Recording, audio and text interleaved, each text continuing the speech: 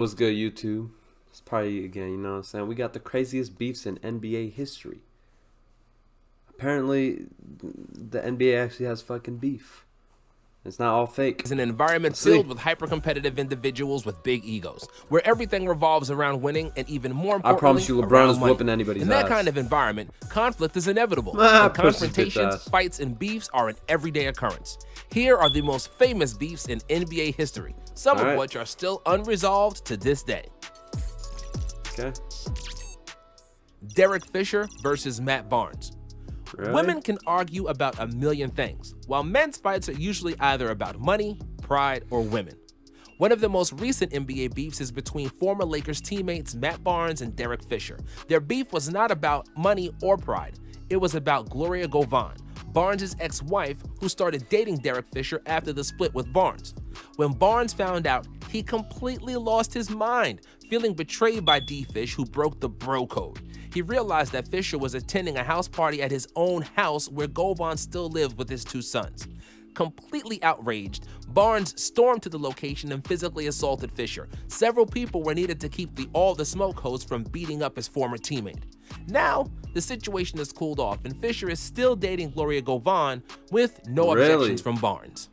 Kevin Durant versus Russell Westbrook. After the OKC Thunder lost to the Warriors in a dramatic 7-game series of the 2016 Western Conference Finals, KD became the most coveted free agent in the world. A generational talent like him is not available on the market every summer, and basically every team wanted to endear themselves to Kevin to secure his services. Nobody did it better than the Warriors, who just defeated Durant but lost to King James in the finals. They needed his help. And realistically, LeBron would have won all three after 2016, 2017.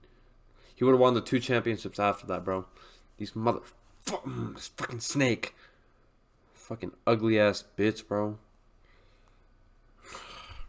The whole team was employed to lure Durant to the Bay, starting with a million messages from Draymond. KD, on the other hand, needed a change of scenery. He loved Oklahoma City, but he pulled a Magic Johnson and decided that he's not really gonna be there anymore. Like Ray Allen, KD simply left and never discussed things with his main partner in crime, Russell Westbrook. Russ took this a certain way and felt betrayed that KD would join a team that had just beaten them in the playoffs and won 73 games. The entire OKC felt the same, and a lot of people in the world did too. Durant was called soft, weak, a snake, and a cupcake. Bro? When he returned to Oklahoma in a Warriors jersey, Chesapeake energy was as hostile as a sports arena can get. The atmosphere then got scorching hot when Russ and KD got into an argument during the game to make the beef even more poetic. At the 2017 All-Star game, why I gained so Durant much and respect for Westbrook after for the that West shit. team, but they never really spoke once during the whole weekend. When Durant passed by him, Westbrook ignored him completely, and it was a scene that the whole NBA world was buzzing about. Nowadays, the beef is no longer active and both players moved on. However, they are not nearly as close as they once were,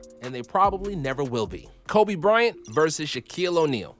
In 2009, Kobe Bryant and Shaquille O'Neal shared the All-Star Game MVP, raised the trophy together, both smiling from ear to ear. It was a beautiful scene for all NBA fans worldwide, seeing two legends bury the hatchet, at least for a little while. Less than a year before, Shaq had made a rap appearance in a club in New York, and the infamous video of the Kobe diss appeared online, with Shaq wondering how his posterior tastes. Vulgarverse seemed to be a nail in the coffin for the derailed relationship of the most dominant 1-2 punch in NBA history. They were insane, They were two alpha dogs who didn't want to back down from anybody, and the clash was inevitable. Kobe hated that Diesel didn't have his work ethic, and Shaq went mad when Kobe would shoot too much and not pass the ball. They often fought in practice, and they started trading barbs through cryptic and not so cryptic messages in the media.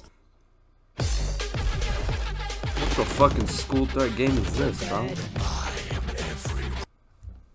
The product on the court didn't suffer, but after they failed to win their 4th title in 2004 finals, Shaq had to go. In 2010, after Kobe won his 5th ring, he was asked what the title meant for him personally. With one of the most legendary NBA one-liners, Kobe said, "I got one more than Shaq," and proved the 2009 All-Star moment was just a moment and that the beef was still alive. Still, these two hotheads patched things up, and their 40-minute conversation on TNT is one of the best basketball interviews you can see on YouTube.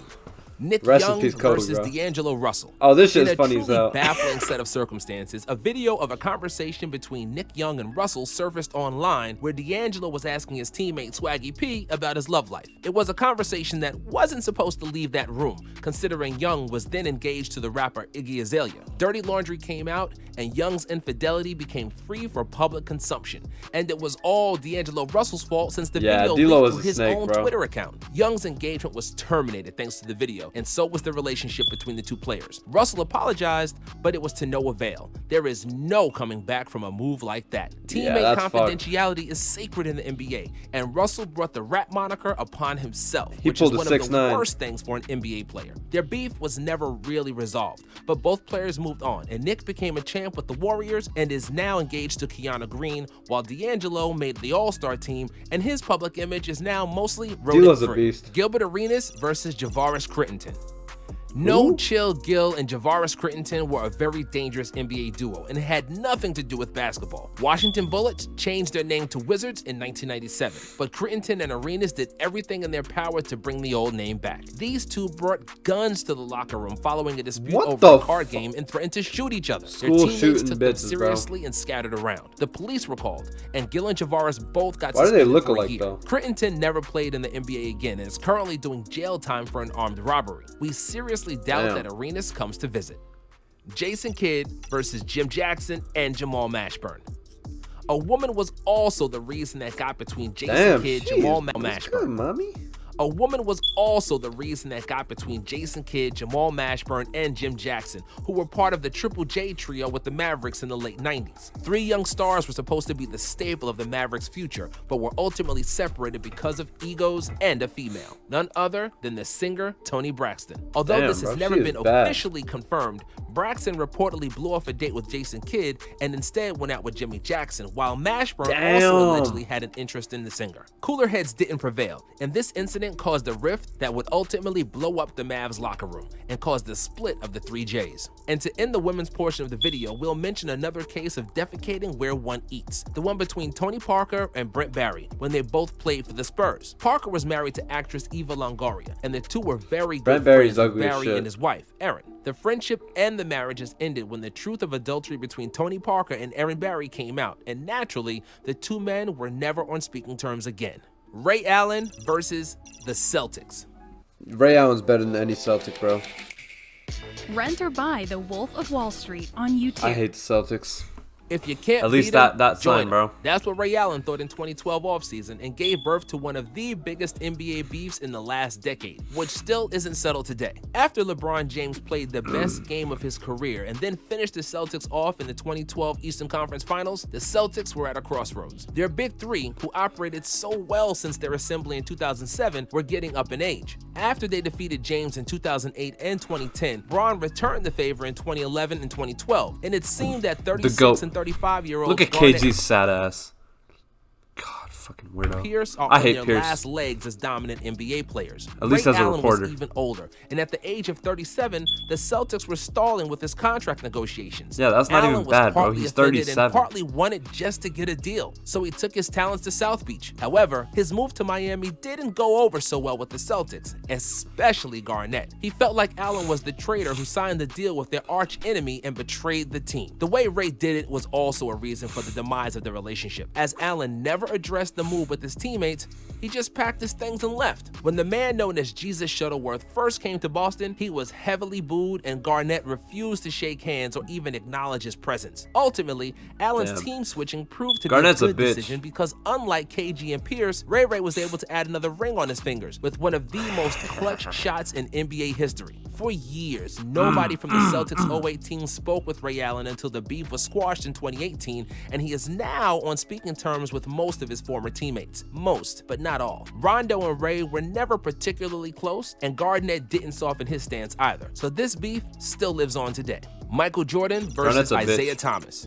In the 1985 All-Star Game in Indianapolis, Isaiah Thomas supposedly organized a freeze-out of rookie Michael Jordan and never passed him the ball because he was jealous of all the attention Mike was getting. Of course, Mike took it personally, and that's when the beef started to stew. The fuel was added to the fire when Isaiah and Jordan repeatedly ran into each other in the playoffs. MJ took an L once, twice, and then once again, and saw the Pistons become back-to-back champs. In the 80s, Pistons were beating MJ hard, both literally and metaphorically. The infamous Jordan rules were in place, and Mike took a lot of physical punishment when he played against Isaiah Lambeer. Okay, listen, Jordan rules Jordan, were in place. You can't get bits by a dude like this, bro.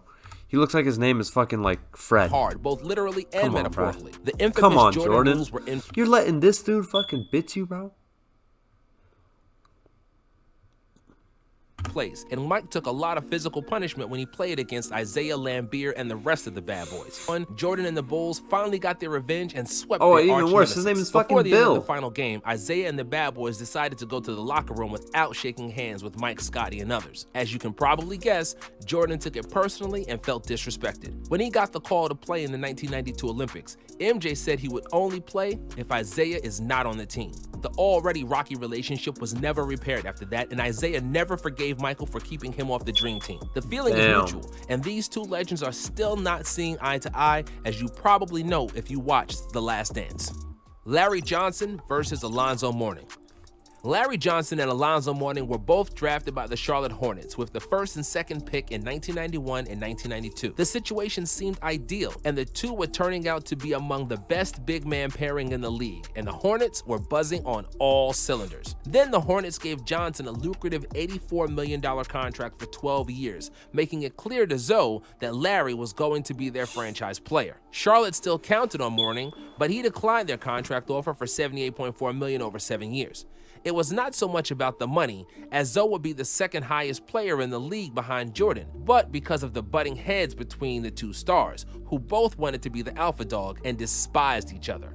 Both players were traded. Mourning went to Miami, and Larry, Grandmama Johnson, went to the Knickerbockers. Every time they saw each other, they went extra hard to get the best of one another, and their battles were always extremely physical.